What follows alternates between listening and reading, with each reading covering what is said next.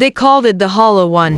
Long before anyone in the town of Blackridge could remember, the forest carried whispers. Hunters spoke of hearing footsteps that didn't belong to animals. Hikers said they saw shadows moving where no person could be.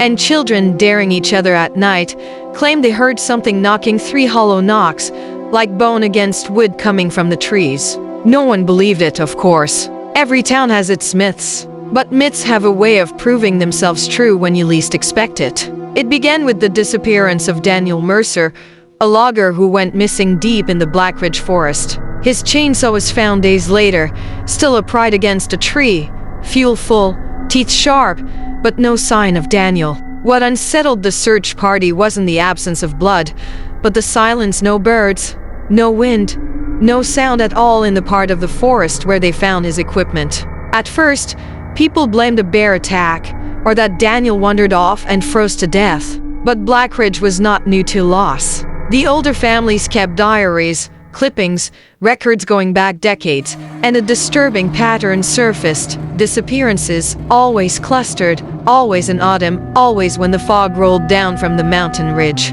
Weeks later, hikers began vanishing too. A couple from out of town left their SUV at a trailhead.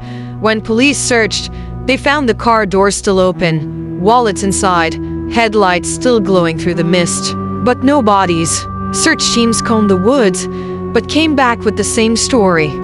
Silence, unnatural and suffocating, as if the forest itself was holding its breath. Radios went dead in certain pockets.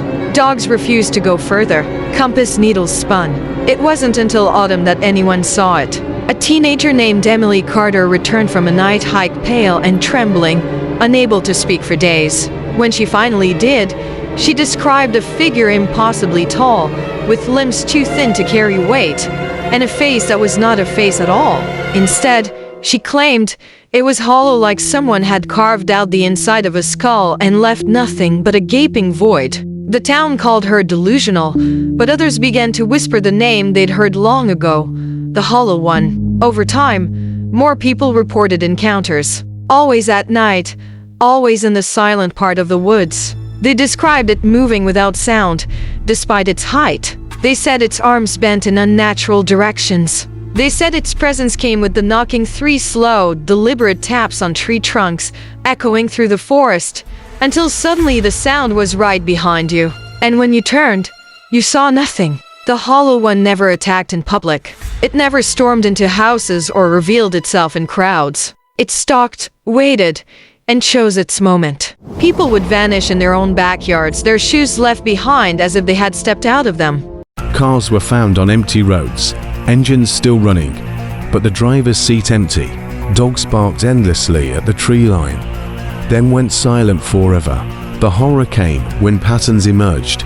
The disappearances happened every 13 years, always in autumn, always when the fog rolled in thick and heavy. Locals pieced together records missing persons in 1961, 1974, 1987, 2000, and again in 2013. No bodies were ever found. The legend grew darker.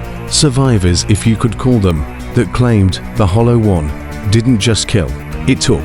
It hollowed out the insides of people and left behind husks that walked for a time, speaking in broken voices, before collapsing into lifeless shells.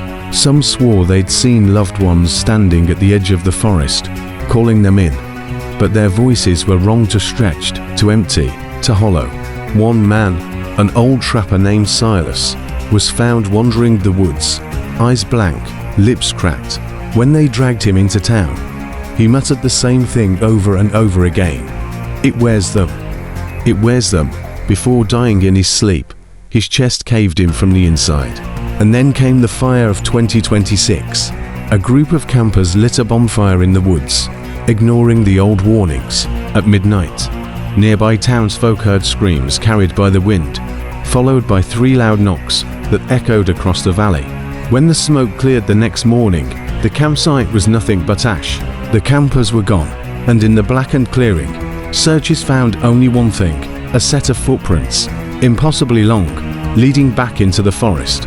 Now, the town lives in fear again, counting the years. Whispers say the cycle has already begun. People claim to hear knocking in the woods at night. Families move away quietly, without explanation. Those who remain shut their windows at dusk and pray to gods they no longer believe in.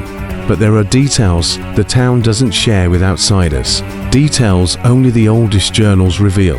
The Hollow One is not mindless. It chooses. It waits. It does not kill for hunger, nor for malice, but for silence. It is drawn to noise, to disruption, to laughter that cuts through the night. It comes for gatherings, for songs, for prayers shouted aloud.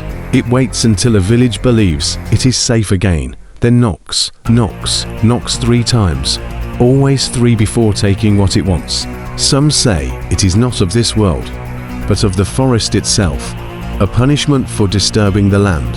Others believe it is older, a remnant of something that walked long before men built towns, when trees were temples and shadows were gods.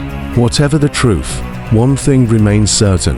Once the Hollow One marks you, escape is impossible. Its face, it's hollow.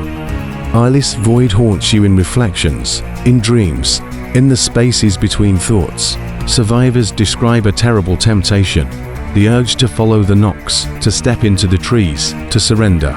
And that is the true horror. It does not drag you away screaming.